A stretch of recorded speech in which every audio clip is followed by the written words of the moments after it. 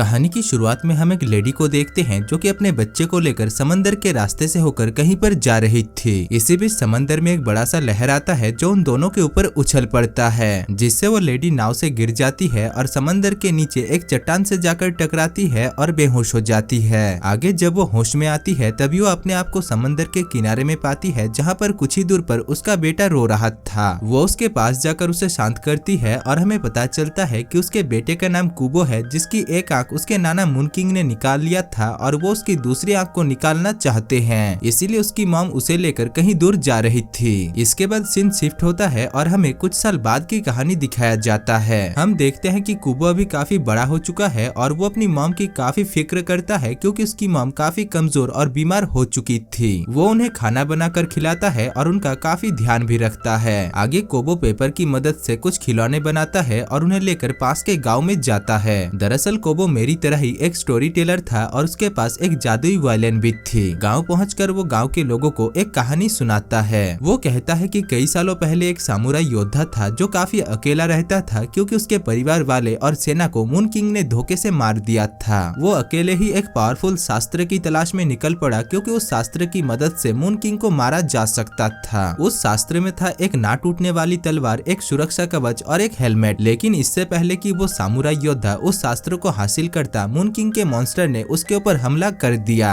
अब ये कहानी सुनाते सुनाते वहाँ पर शाम हो जाती है, जिस वजह से कोबो को आधी कहानी बताकर ही वहाँ से जाना पड़ता है। घर पहुंचकर कोबो अपनी माँ के साथ रात का खाना खाता है, जिसके बाद उसकी माँ उसे उसके पिता के बारे में बताती है। वो कहती है कि उसके पिता बहुत बहादुर योद्धा थे जो उससे बहुत प्यार करते थे और उसके डैड उन्हें बचाते बचाते मारे गए। साथ ही साथ वो ये भी कहती है कि उसके नाना मून किंग और उसकी मौसी ने उसका एक आंख निकाल लिया है और वो लोग उसका दूसरा आंख भी निकालना चाहते हैं, इसीलिए उसकी माँ उसे रात में कहीं पर भी जाने से मना करती है और उसे एक बंदर का पुतला देकर उस पुतले को हर वक्त उसके पास रखने के लिए कहती है, जिसके बाद वो दोनों सो जाते हैं। अगली सुबह कोबो फिर से पास के गांव में जाता है, जहां पर वो एक बुढ़िया से मिलता है। वो बुढ़िया कोबो को बताती है कि आज एक स्पेशल दिन है और आज के दिन हम लोग लालटेन की मदद से उन लोगों से बात करते हैं जो दुनिया छोड़कर चले गए हैं। अब ये बात सुनकर कोबो काफी खुश हो जाता है और एक कागज का लालटेन बनाकर उसे लेकर अपने पिता के कब्र में जाता है। वहाँ पर वो देखता है कि सभी लोग जब अपने खोए हुए लोगों से बात कर रहे थे तभी उनका लालटेन जल रहा था, लेकिन कोबो की लालटेन नहीं जल रही थी, जो देखकर कोबो काफी दुखी हो जाता है और काफी देर तक वहीं पर ही बैठा रहता है। थोड़ी देर बाद कोबो परेशान होकर उस कागज के लालटेन को फेंक देता है। इधर कोबो की माँ घर में कोबो का इंतजार करते करते काफी परेशान हो रही थी और उधर कोबो को वहाँ से निकलते निकलते रात हो जाती है, जिस वजह से उसकी दोनों मौसिया उसे सूंघते सूंघते मुंह उठाकर उसके पास पहुँच जाती है। उसके पास आकर उसकी मौसिया उससे कहती है कि हमें बस तुम्हारी वो दूसरी आंख चाहिए। अब ये बात सुनकर कोबो काफी डर जाता है और वहाँ से भागने लगता है। भागते भागते वो पास के गांव तक पहुँच जाता है, पर उसकी मौसिया भी उसका पीछा नहीं छोड़ती। इसी बीच उसकी मौसिया जब उसे पकड़ने ही वाली थी कि तभी वहाँ पर उसकी माँ भी पहुँच जाती है और वो एक टोना टोटका करके कोबो की मौसियों को कोबो से दूर कर देती है। जिसके बाद वो कोबो को उस शास्त्र को ढूंढने के लिए कहकर एक जादू टोटके की मदद से कोबो को वहाँ से दूर भेज देता है। कोबो को अपनी माँ को छोड़कर जाने का थोड़ा भी मन नहीं था और जाते वक्त वो अपनी माँ की एक बाल नोच लेता है। तब तक वहाँ पर उसकी मौसिया भी पहुँच जाती है और वो कोबो की माँ और गांव के सभी लोगों को जान से मार डालती है। आगे कोबो जब होश में आता है तभी वो अपने आप को एक बर्फीले जगह पर पाता है, जहाँ पर उसके सामने एक बंदरिया मौजूद थी। वो बंदरिया उसे बताती है कि उसकी माँ और गाँव के सभी लोगों को उसकी मौसी ने जान से मार दिया है। साथ ही साथ वो ये भी कहती है कि रात होने तक हमें रहने के लिए कोई जगह ढूंढना होगा, जो कहकर वो कोबो को अपने साथ लेकर जाती है। आगे वो दोनों एक बड़ा सा मरा हुआ मछली को देखते हैं और रात को गुजारने के लिए उसी के अंदर छुप जाते हैं। वहाँ पर कोबो को कुछ भी समझ में नहीं आ रहा था कि उसके साथ क्या हो रहा है और ये बंदरिया कौन है। तभी वो बंदरिया उससे कहती है कि वो वही टॉय बंदर है जो कोबो की माँ ने कोबो को दिया था और मरने से पहले तुम्हारी माँ ने मुझे जिंदा कर दिया था ताकि मैं तुम्हारा ध्यान रख सकूं। खैर इसके बाद वो दोनों सो जाते हैं और अगली सुबह वो बंदरिया कोबो को उठाकर कहती है कि कल रात तुम एक सपना देख रहे थे जिसमें तुम अपने पिता हेंजो को पुकार रहे थे और तभी तुम्हारे बैग से ये पुतला बाहर आया। कोबो जब उस पुतले को देखता है तभी वो पुतला उसे एक डायरेक्शन की तरफ चलने के लिए इशारा करता है। वो दोनों भी उसके पीछे पीछे जाते हैं, लेकिन उस बंदरिया को उस पुतले के ऊपर भरोसा नहीं हो रही थी, पर कोबो को उस पुतले के ऊपर भरोसा था। रास्ते में कोबो उस बंदरिया को अपनी जादू की मदद से काफी परेशान करता है। आगे कोबो को एक घर नजर आता है, जिसके अंदर जाते ही वो जोर से चीख पड़ता है। उसकी आवाज को सुनकर उसे बचाने के लिए वो बंदरिया भी उस घर के अंदर घुस जाती है और अपने सामने बीटल नाम के एक सिपाही को देखती है। कोबो उस बंदरिया को बताता है कि उस सिपाही ने उसे कुछ भी नुकसान नहीं पहुंचाया, बल्कि वो सिपाही उस कागज के पुतले के पीछे पड़ा हुआ था। जिसके बाद वो दोनों बीटल से बात करते हैं और उससे उसके बारे में पूछते हैं, लेकिन बीटल उन्हें अपने बारे में कुछ भी बता नहीं पाता क्योंकि उसे अपने बारे में कुछ भी याद नहीं था। दरअसल कई सालों पहले उसे एक श्राप दिया गया था जिस वजह से वो सब कुछ भूल चुका है, लेकिन उसे लगता है कि उसका मालिक हेंजो है। खैर इसके बाद वो उन दोनों को अपने कबीले का एक चोंगा दिखाता है जिसमें ठीक वैसा ही निशान था जैसा काबो के पीठ में छपा हुआ था, जिसको देखकर वो समझ जाता है कि होना हो काबो ही उसके मालिक यानी हेंजो का बेटा है। इसीलिए वो काबो की मदद करने के लिए तैयार हो जाता है और वो तीनों उस शस्त्र के तलाश में निकल पड़ते हैं। रास्ते में उन्हें एक बड़ा सा स्केलेटन नजर आता है जिसको बीटल जब छेड़छाड़ करता है तभी वो तीनों एक गुफा के अंदर गिर जाते हैं। ये गुफा वही गुफा था जिसके अंदर वो ना टूटने वाला तलवार मौजूद था। कोबो जब उस तलवार को लेने के लिए जाता है तभी वो बंदरिया उसे मना कर देती है और कहती है कि इसमें खतरा हो सकता है, जिस वजह से बीटल उस तलवार को लेने के लिए जाता है। वो जब उस तलवार को लेता है तभी वहाँ पर एक बड़ा सा हड्डियों का राक्षस आ जाता है जिसके सर पर कई सारे तलवार थे। वो हड्डियों का राक्षस बीटल और उस बंदरिया को पकड़ लेता है और उन्हें मारने के लिए जाता है, लेकिन इससे पहले कि वो उन दोनों को मार देता, काबो किसी तरीके से उसके सर के ऊपर चढ़कर ना टूटने वाले तलवार को निकाल देता है, जिससे वो राक्षस मारा जाता है और वो तीनों वहाँ से निकल जाते हैं। आगे वो लोग चलते चलते एक समंदर के पास आकर पहुँच जाते हैं। अब क्योंकि उन्हें उस समंदर को पार करना था इसलिए काबो अपने जादू से एक जहाज बनाता है और वो तीनों उस जहाज में बैठकर समंदर में चले जाते हैं। वो लोग वहाँ पर काफी मस्ती करते हैं और समंदर से मछली पकड़कर भी खाते हैं। इसी बीच बीटल उन दोनों से कहता है कि शास्त्र का दूसरा पार्ट यानी वो कवच हमें पानी के अंदर मिलेगा, जो कहकर वो उस कवच को लेने के लिए पानी के अंदर चला जाता है। उसको पानी के अंदर जाए हुए काफी वक्त गुजर जाता है और वहाँ पर रात हो जाती है, जिस वजह से काबो की दोनों मौसिया उसे ढूंढने के लिए निकल जाते हैं। इधर समंदर में एक बड़ा सा तूफान आ जाता है जिसको देखकर काबो को लगता है कि बीटल जरूर कोई मुसीबत में पड़ा हुआ होगा, इसीलिए बीटल को बचाने के लिए वो भी पानी के अंदर कूद जाता है। काबो के पीछे पीछे वो बंदरिया भी समंदर में जा रही थी कि तभी वहाँ पर काबो की दोनों मौसिया वहाँ पर आ जाती है और उस बंदरिया को मारने की कोशिश करती है। यहाँ पर उन तीनों के बीच काफी भयानक लड़ाई होती है जिसमें वो बंदरिया काबो की एक मौसी को जान से मार देती है, जो देखकर दूसरी मौसी वहाँ से निकल लेती है। दूसरी तरफ हम पानी में काबो को देखते हैं जिसको वो कवच मिल गया था, लेकिन वहाँ पर मौजूद कुछ माकिया उसे अपने काबू में कर लिया था। यहाँ पर काबो एक सपना देखता है जिससे उसे पता चलता है कि उस बंदरिया के अंदर उसकी माँ की आत्मा विराजमान है। तभी वहाँ पर बीटल भी पहुँच जाता है और वो उन माँ की आंख से लड़कर काबो को उनसे बचाकर ऊपर लेकर आता है। ऊपर आकर काबो उस बंदरिया को गले लगा लेता है क्योंकि उसे पता चल गया था कि वो बंदरिया ही उसकी माँ है। खैर उस रात वो लोग एक गुफा के अंदर बिताते हैं जहाँ पर काबो अपनी माँ से पूछता है कि वो उसके पिता हेंजो से कैसे मिली थी, जिसमें उसकी माँ कहती है कि उसके नाना जी यानी मून किंग ने उससे कहा था कि जिसके पास भी वो अस्त्र होगा उसे कोई भी हरा नहीं सकता, और तुम्हारे पापा यानी हेंजो उसी अस्त्र के तलाश में थे, जिस वजह से हम दोनों के बीच एक लड़ाई हुई और उस लड़ाई में मैं तुम्हारे पापा यानी हेंजो के प्यार में गिर गई और फिर कुछ दिन बाद तुम पैदा हुए, लेकिन क्योंकि मैंने मेरे पिता यानी मून किंग को धोखा दिया था इसलिए उन्होंने तुम्हारे पिता को मार दिया और मैं तुम्हें लेकर यहाँ पर आ गई। जो सुनकर कोबो अपनी माँ से पूछता है कि नाना मेरी आंख लेने के लिए क्यों बावले हैं, जिसमें कोबो की माँ कहती है कि तुम्हारे नाना तुमसे नफरत नहीं करते बल्कि वो तुम्हारी आंखों को इसलिए लेना चाहते हैं ताकि तुम इस दुनिया के झोल झमेले को ना देख सको और उनके पास स्वर्ग में जा सको।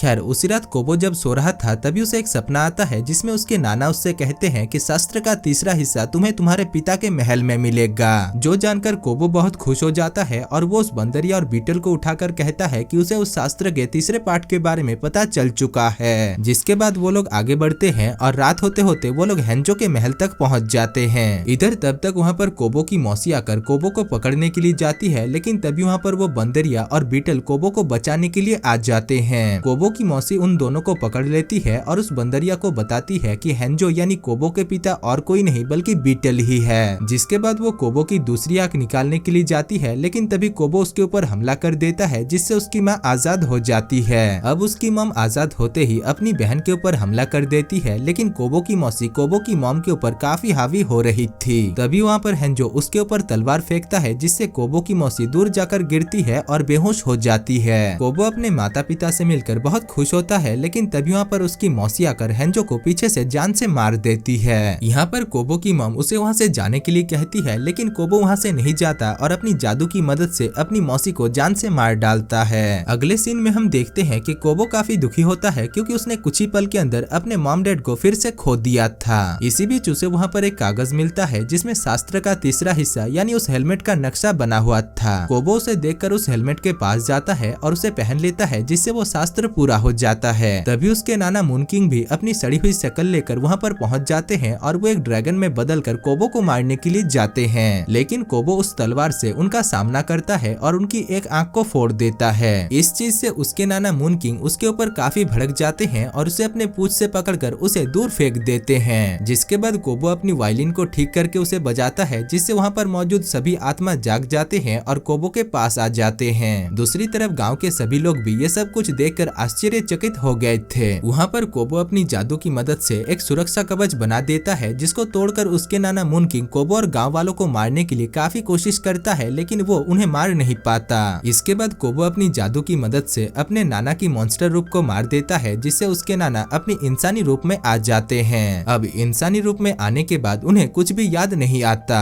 तभी कोबो और गांव के सभी लोग उसके पास आकर कहते हैं कि आप काफी अच्छे और दयालु इंसान हैं, जो कहकर गांव के सभी लोग उसके नाना की एक नई जिंदगी की शुरुआत करते हैं, जिससे कोबो और गांव के सभी लोग काफी खुश थे। और दोस्तों, इसी के साथ ही इस मूवी की कहानी समाप्त हो जाती है।